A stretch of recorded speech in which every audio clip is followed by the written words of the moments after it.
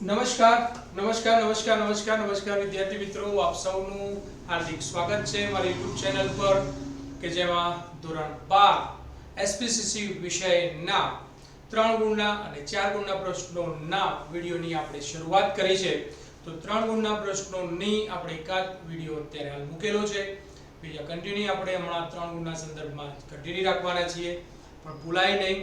તમને જરૂર લાગે તો નોટ્સ બુક્સ રાખી શકો છો, લખવા જેવું લાગે તો લખી લો, અને તમને યોગ્ય લાગે છે મારા પ્રશ્નો ભણાવવાની રીત, સમજાવવાની રીત, તો તમે અન્ય વિદ્યાર્થીઓને મારી YouTube ચેનલ ને શેર કરો, એમને સબસ્ક્રાઇબ કરવા કહો.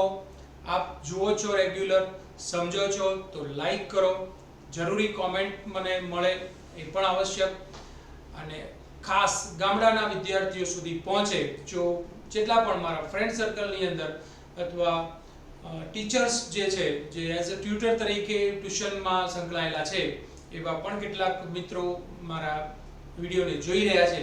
તો એ મિત્રો પણ મારા YouTube ચેનલને વિદ્યાર્થીઓને ભલામણ કરી એમના શિક્ષણમાં એ રીતે મને સહયોગ આપી શકે છે. ભલામણ કરશો, ચોક્કસ એમને ફાયદો થશે જ. અને તમારું રેકમેન્ડ કરેલી આ YouTube ચેનલ ને તમારા વિદ્યાર્થીઓને હું નિરાશ નહીં થવા દઉં. એમને જોવાનું ચોક્કસ કહો. એમના રિઝલ્ટના સંદર્ભમાં, એમના પરિણામના સંદર્ભમાં, એમના શિક્ષણમાં, એમના વિષયની સમજમાં 100% આપણે એમાં હકારાત્મક પ્લસમાં વધારો કરવાનો પ્રયત્ન કરીશું. તો ઓકે, શરૂઆત કરીએ. ધોરણ 12 SPCC વિષયના જે પ્રશ્નો છે તે દરેક પરીક્ષામાં ઉપયોગી રહેશે, આ ભૂલતા નહીં. પહેલી પરીક્ષા માટે પણ હવે પહેલી પરીક્ષા આપણી નીકળી ગઈ છે, તો સેકન્ડ એક્ઝામમાં પણ જરૂરી ઝડપથી પુનરાવર્તનના સંદર્ભમાં, અને બોર્ડ એક્ઝામમાં તો ખરું જ. ઓકે, શરૂઆત કરીએ છીએ આપણે. પાર્ટ 1 એટલે વિભાગ A બુક મુજબ કહું તો CC commercial communication, chapter number 3, એનો એક પ્રશ્ન ચાલ્યો છે, અને ક્વેશ્ચન 2 એમાં એ આપણે ભરતીની ભરતી એટલે શું, ભરતીની પદ્ધતિઓ વાળો પ્રશ્ન જોયો છે લાસ્ટ 3 ગુણના પ્રશ્ન તરીકે. મેમોની લાક્ષણિકતાઓ જણાવો. મેમોની લાક્ષણિકતાઓમાં મેમો એ આમાં કેટલાક શબ્દોને અંડરલાઈન કરી લેવા જેવા છે અથવા નોંધી લેવા જેવા છે કે જેથી આ પ્રશ્ન સીધે સીધા 10 એની લાક્ષણિકતાઓ તમને રિપીટ કરવી નહીં પડે અને સીધી યાદ રહી જશે. જેમ કે તમે જોતા રહો તો તમને ખ્યાલ આવી જશે. મેમો એ વિધિસરના કે અવિધિસરના પત્રો છે, મતલબ જણાવેલી લેખિત રજૂઆત છે, કહેલી વાત છે પણ લેખિતમાં પત્ર સ્વરૂપમાં. પહેલી વાત, વિધિસર કે અવિધિસરના પત્રો. 2, સામાન્ય રીતે મેમો ઓફિસના વડા કે ખાતાના મુખ્ય અધિકારી તેના કર્મચારીઓને લખે છે અથવા અન્ય કર્મચારીઓ તેમના ઉપરી અધિકારીઓને લખે છે તો પત્ર જ. એટલા માટે એનું પહેલું સ્વરૂપ આપણે વિધિસર કે અવિધિસરના પત્રો. કોણ લખે છે, કોને કોને લખી શકે છે મેમો, તો એ પ્રકારની લખી છે. મેમો એટલે જનરલી આપણને દંડ સ્વરૂપે લખાયેલો પત્ર એવું લાગે, પણ SPCC વિષયના સંદર્ભમાં, CC કોમર્શિયલ કોમ્યુનિકેશનના સંદર્ભની અંદર આપણે અહીંયા હકારાત્મક અને નકારાત્મક બંને પ્રકારના પત્રોમાં વિગતો હોય છે કે જેમાં કદાચ એમને નોટિસ તરીકે પણ જણાવવામાં આવતી હોય વાત, અને એમને કોઈ સુઝાવ હોય, એમને કોઈ સૂચન હોય તો એ રીતે પણ જણાવી શકાય છે. એટલા માટે અહીંયા એવું લખ્યું છે. તો બીજામાં શું થશે? સામાન્ય રીતે, બીજી લાક્ષણિકતા, સામાન્ય રીતે મેમો ઓફિસના વડા કે ખાતાના મુખ્ય અધિકારીઓ અથવા અધિકારી પોતાના કર્મચારીઓને લખે છે અથવા અન્ય કર્મચારીઓ તેમના ઉપરી અધિકારીને લખે છે. તો ત્યાં આગળ તો એમની રિક્વેસ્ટ બી હોય, રજૂઆત બી હોય, વિનંતી પણ હોય, માંગણી પણ હોય. તો સ્વાભાવિક છે અહીંયા મેમો એટલે નકારાત્મકતા ના લેતા. ત્રીજી લાક્ષણિકતા, કેટલીક વાર સમકક્ષ એક સમાન હોદ્દો ધરાવતા સમકક્ષ કર્મચારીઓ કે અધિકારીઓનો મતલબ એમ લેજો, સરખી સત્તા ધરાવતા હોય તેવા કર્મચારીઓને સમકક્ષ હોદ્દો ધરાવતા કર્મચારીઓ કહેવામાં આવે છે, અને એમના દ્વારા થતી એકબીજાને મેમો આપવામાં આવે છે. એટલે કે એમના વચ્ચે પણ પત્રો દ્વારા માહિતીની આપલે થતી હોય છે. 3 અહીંયા જરા અંડરલાઈન કરવા જેવું લાગે તો અને અહીંયા અન્ય કરવા જોઈએ. પહેલું, બીજું અને ત્રીજું ફરીથી બોલી જાઉં છું. મેમો એ વિધિસરના કે અવિધિસરના પત્રો છે. 2 સામાન્ય રીતે મેમો ઓફિસના વડા કે ખાતાના મુખ્ય અધિકારી તેના કર્મચારીઓને લખે છે અથવા અન્ય કર્મચારીઓ તેમના ઉપરી અધિકારીઓને લખે છે. 3 કેટલીક વાર સમકક્ષ હોદ્દો ધરાવતા કર્મચારીઓ દ્વારા પણ એકબીજાને મેમો આપવામાં આવે છે. 4 મેમોનો મુખ્ય આશય 100% યાદ રાખજો. એકાદ ગુણની અંદર પણ જે પણ તમે મેમોમાં માહિતી આપો છો, મોકલાવો છો, એ સામેના માહિતી મેળવનારને યાદ કરાવવા માટે, રિમાઇન્ડ કરાવો છો, રિમેમ્બર તરીકે હોય છે, એને સ્મરણ કરાવવા માટે, એની યાદ શક્તિને દંડોળવાનો પ્રયત્ન છે કે તમે આ કામ મેં તમને સોંપેલું છે શું કેટલે પૂરું થયું કે નહીં. તો એ રીતની રજૂઆત છે. તો અહીંયા યાદ શક્તિને દંડોળવાનો પ્રયત્ન છે. ખાસ યાદ રાખજો, મેમોનો મુખ્ય હેતુ, ઉદ્દેશ, આશય તે જેમને સંબોધીને લખવાનો છે, એટલે કે જેને લખાયો છે તેની યાદ શક્તિને દંડોળવાનો છે. 4 મેમોનું લખાણ પરોક્ષ નહીં એવી સીધી અને સરળ શૈલીમાં લખાયેલું હોવું જોઈએ. સીધી અને સરળ શૈલીમાં એટલે તમે જે કહેવા માંગો છો એ જ સામેલો વ્યક્તિ સમજે એવી સરળ ભાષામાં હોવું જોઈએ. લખાણ પણ એટલું ગુઢતા ભરેલું ના હોવું જોઈએ. સરળ સમજી શકાય એવું હોવું જોઈએ. લખાણની શૈલી જે પ્રમાણે ફોર્મેટ હોય એક મેમોનું, એ ફોર્મેટને ધ્યાનમાં લઈને તમારે માહિતીની આપ લે કરવી. 5 મેમોનું લખાણ જોઈ લો, ટૂંકું અને મુદ્દાસર, સ્ટેપ બાય સ્ટેપ, ક્રમવાર, જે રીતે જરૂર છે અને જે કહેવા માંગો છો એ શોર્ટમાં કહી દો અને સ્પષ્ટ. 7 મેમો કેટલીક વાર ગોપનીય બાબતોની જાણકારી આપવા માટે પણ, મતલબ કે ધંધાકીય એકમના કોઈ રહસ્યો છે, પેઢીના કોઈ રહસ્યો છે, સંસ્થાના કોઈ રહસ્યો છે, એના સંદર્ભમાં પણ માહિતીની આપ-લે કરવા માટે મેમો લખવામાં આવતો હોય છે. જે કર્મચારીને 8 સંબોધીને મેમો લખાયો છે તેનું નામ, હોદ્દો તથા ખાતાનું નામ, કયા વિભાગમાં કામ કરી રહ્યા છે એ લખવું જરૂરી છે, જેથી બંને પક્ષે આધાર રહે કે કોને લખાયો છે, કયા વિભાગને લખાયો છે, કયા હોદ્દા ઉપર તેઓ કામ કરી રહ્યા છે, એ લખવું આવશ્યક છે. એની લાક્ષણિકતા 9 મેમો લખનાર કે આપનાર વ્યક્તિનું નામ, હોદ્દો અને સહી. જેમને લખો છો એમનું નામ, હોદ્દો અને વિભાગ અથવા ખાતાનું નામ, જે લખી રહ્યા છે તે વ્યક્તિ પોતાનું નામ, હોદ્દો અને સહી જણાવવું જરૂરી. અને 10 મેમોનું સ્વરૂપના પત્રોનું માળખું પૂર્વ નિર્ધારિત હોય છે, એટલે અગાઉથી નક્કી હોય છે, નિશ્ચિત હોય છે કે આ ફોર્મેટમાં તમારે મેમોને લખવાનું હોય છે, મોકલવાનું હોય છે. ઝડપથી રિવિઝન કરી લઈએ છે. અંડરલાઈન રાખું છું કેટલાક શબ્દોની. મેમોની મુખ્ય લાક્ષણિકતાઓ 3 ગુણના સંદર્ભમાં ચેપ્ટર 3 નો બીજો પ્રશ્ન. પહેલી લાક્ષણિકતા, મેમો એ વિધિસર કે અવિધિસરના પત્રો છે. 2 સામાન્ય રીતે મેમો ઓફિસના વડા કે ખાતાના મુખ્ય અધિકારી તેના કર્મચારીઓને લખે છે અથવા અન્ય કર્મચારીઓ તેમના ઉપરી અધિકારીઓને લખે છે. 3 કેટલીકવાર સમકક્ષ હોદ્દો ધરાવતા કર્મચારીઓ પણ એકબીજાને મેમો પાઠવતા હોય છે, લખતા હોય છે, આપતા હોય છે.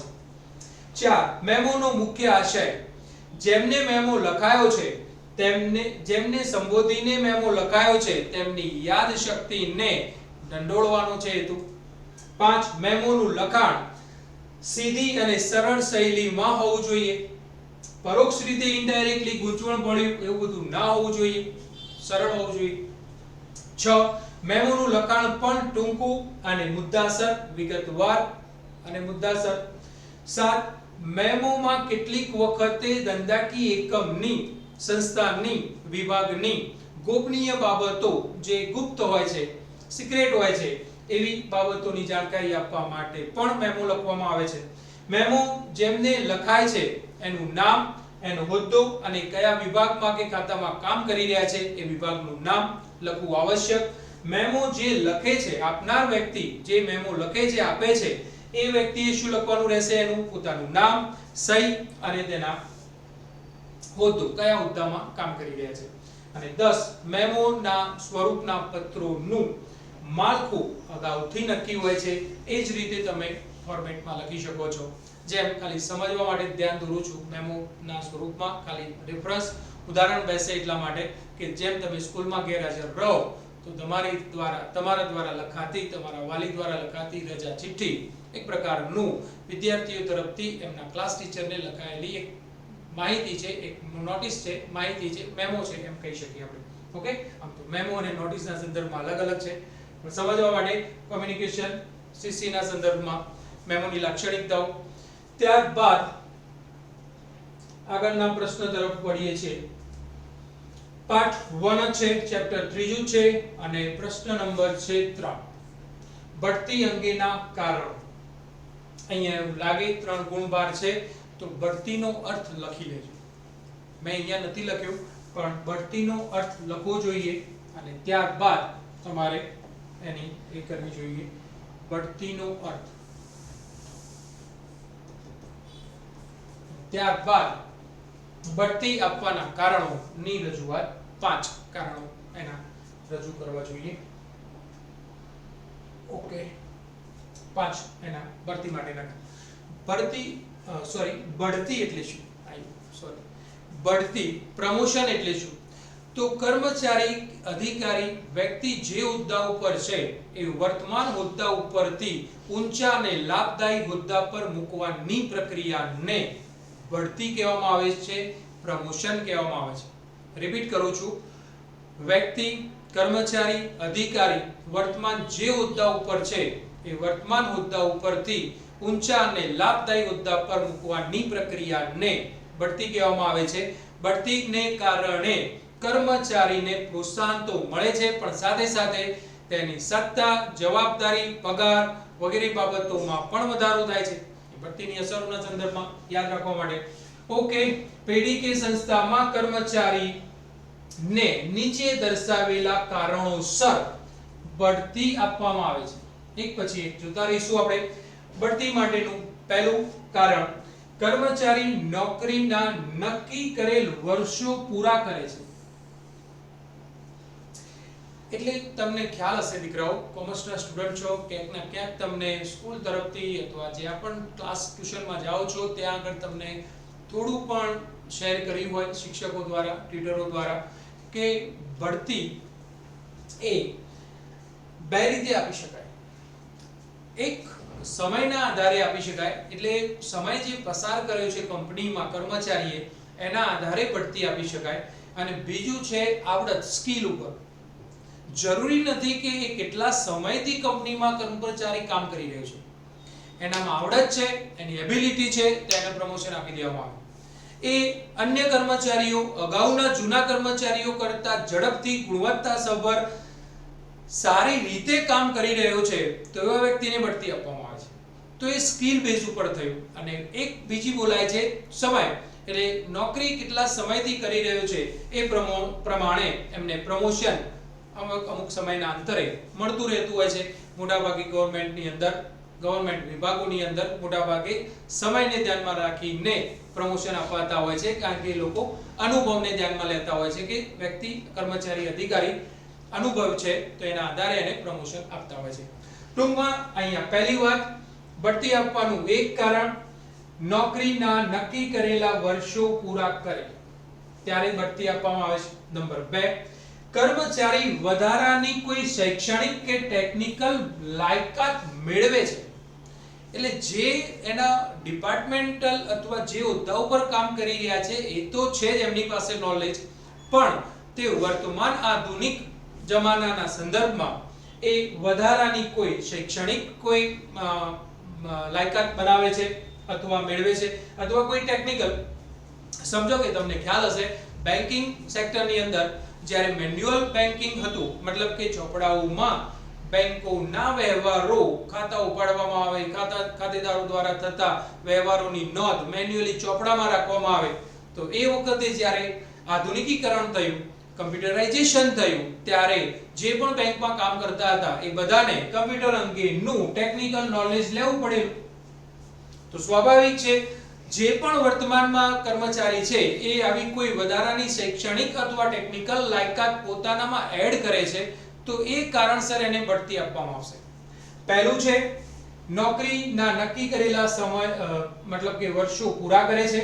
2 વધારાની શૈક્ષણિક કે ટેકનિકલ લાયકાત મેળવે છે તો એને પ્રમોશન. 3 કર્મચારીએ કોઈ વિશિષ્ટ પ્રકારની સિદ્ધિ પ્રાપ્ત કરી હોય, કોઈ અચીવમેન્ટ હોય એના કાર્યના સંદર્ભમાં, કાર્ય શૈલીના સંદર્ભમાં, કાર્ય પદ્ધતિના સંદર્ભમાં, કોને એને અલગ બીજા કરતા અલગ રીતે કામ કર્યું, સરળ રીતે કામ બતાવ્યું, તો એવી કોઈ પર્સનલ અચીવમેન્ટ ના સંદર્ભમાં પણ એને બઢતી આપવામાં આવે છે. ગુજરાત સરકાર દ્વારા એને કોઈ એવોર્ડ આપવામાં આવ્યો, એવા કોઈ વિભાગની અંદર અથવા એવા કોઈ ક્ષેત્રની અંદર એમણે કામ કર્યું, તો આવા પ્રકારની સિદ્ધિને કારણે પણ કર્મચારીને બઢતી આપવામાં આવે છે. 4 કર્મચારીની કોઈ વિશેષ આવડત કે કૌશલ્યને ધ્યાનમાં રાખીને પણ, જેમ કે એમની બોલવાની છટા, બીજા વ્યક્તિઓ સાથે કમ્યુનિકેશન જ્યારે કરે છે ત્યારે તે ધંધાકીય એકમ, સંસ્થા, સરકારના વિભાગો, ખાતાઓમાં કામ કરતો વ્યક્તિ એ મેક્સિમમ સંસ્થા કે સરકારના વિભાગોને લાભદાયી હોય એવા પ્રકારના નિર્ણયો ઝડપથી લઈ શકે છે. એક બોન્ડિંગ સરસ રીતે ઝડપથી ઊભા કરી શકે છે. રિલેશન નવા બનાવવા અને મેન્ટેન કરી રાખવા, ટકાવી રાખવા, આવા પ્રકારના કોઈ આવડત સ્પેસિફિક છે તો એ વિશેષ આવડત કૌશલ્ય કહેવાશે. ગણન પ્રક્રિયા એની સારી છે, ઝડપથી ગણતરી કરી નાખતો હોય તો આવા એક કૌશલ્ય કહેવાશે. કોઈ એવા અલગ પણ હોઈ શકે પણ તેમ છતાં જનરલી મોટા ભાગે એક તમારી પર્સનાલિટી અને તમારું થોડું કોમ્યુનિકેશન અને તમે રિલેશન જે છે એ કેવી રીતે બનાવી શકો છો અને જાળવી શકો છો, નવા બનાવવા અને એને જાળવવા, એ અલગ વિશેષ આવડત કે કૌશલ્ય કહેવાશે. તો એવી બાબતને ધ્યાનમાં રાખીને પણ પ્રમોશન આપી શકાય અને સંસ્થાની જરૂરિયાતને ધ્યાનમાં રાખીને કે ભાઈ અહીંયા હવે જગ્યા ખાલી પડી છે, કોઈ છે નહીં, તો હવે કંપનીના કે ધંધાકીય એકમના કે વિભાગના ખાતાના જ વ્યક્તિને અને યોગ્ય લાયકાત ધરાવે છે તો એ વ્યક્તિને એ પોસ્ટ ઉપર મૂકી દેવામાં આવશે. તો સ્વાભાવિક છે તો એના જરૂરિયાતને ધ્યાનમાં રાખીને કંપનીને જ રિક્વાયરમેન્ટ છે, એ કોઈ જગ્યા ખાલી છે હવે નથી તો પ્રમોશન આપીને, બઢતી આપીને એ જગ્યા પૂરવામાં આવે તો તે કહેવાશે સંસ્થાની જરૂરિયાતને ધ્યાનમાં રાખીને કર્મચારીને બઢતી આપી કહેવાય. ઝડપથી બોલી જાઉં છું. 5 કારણો બઢતી માટેનું. પહેલું કારણ નક્કી કરેલા વર્ષો પૂરા કરે ત્યારે કર્મચારીને બઢતી આપવામાં આવે છે. 2 કર્મચારી વધારાની શૈક્ષણિક કે ટેકનિકલ લાયકાત મેળવે તો બઢતી આપવામાં આવે છે. 3 કર્મચારી કોઈ વિશિષ્ટ પ્રકારની સિદ્ધિ પ્રાપ્ત કરે ત્યારે તેને બઢતી આપવામાં આવે છે. 4 કર્મચારી કોઈ વિશેષ આવડત કે કૌશલ્યને કર્મચારીના કોઈ વિશેષ આવડત કે કૌશલ્યને ધ્યાનમાં રાખીને બઢતી આપવામાં આવે છે. 5 સંસ્થાની જરૂરિયાતને ધ્યાનમાં રાખીને કર્મચારીને બઢતી આપવામાં આવે છે. ઓકે વિદ્યાર્થી મિત્રો, અહીંયા રાખીએ છીએ. થોડો આજે વધારે લાંબો થયો છે પણ થોડી સમજણ આપવાની મેં તમને કમિટમેન્ટ આપેલું કે થોડી હવે સમજણ આપતા રહીશું એસપીસીસી વિષયમાં કે જેથી તમને બેઝ થોડો ક્લિયર થાય તો એ પ્રશ્નની સમજ હોય તો યાદ સહેલાઈથી રહી જાય. યાદ તો તમારે જ રાખવાનું છે, લખવાનું તમારે જ છે, પણ તેમ છતાં જે પણ કંઈ આપણે મદદ કરી શકું તે. અને ભૂલાય નહીં મારી YouTube ચેનલને લાઈક, શેર, કોમેન્ટ, સબસ્ક્રાઇબ કરવાનું. અન્ય વ્યક્તિઓ, વધુને વધુ વિદ્યાર્થીઓ જોડાય તેવો સહકાર આપના તરફથી મળતો જ રહ્યો છે આજ દિન સુધી અને હજુ પણ મળતો રહે અને આવનારા વર્ષોમાં પણ મને જરૂર છે આપના સહકારની. તો આપના તરફથી મળતો સહકાર મને મળતો રહેવો જોઈએ. ઓકે વિદ્યાર્થી મિત્રો, ખૂબ ખૂબ ધન્યવાદ. Thank you.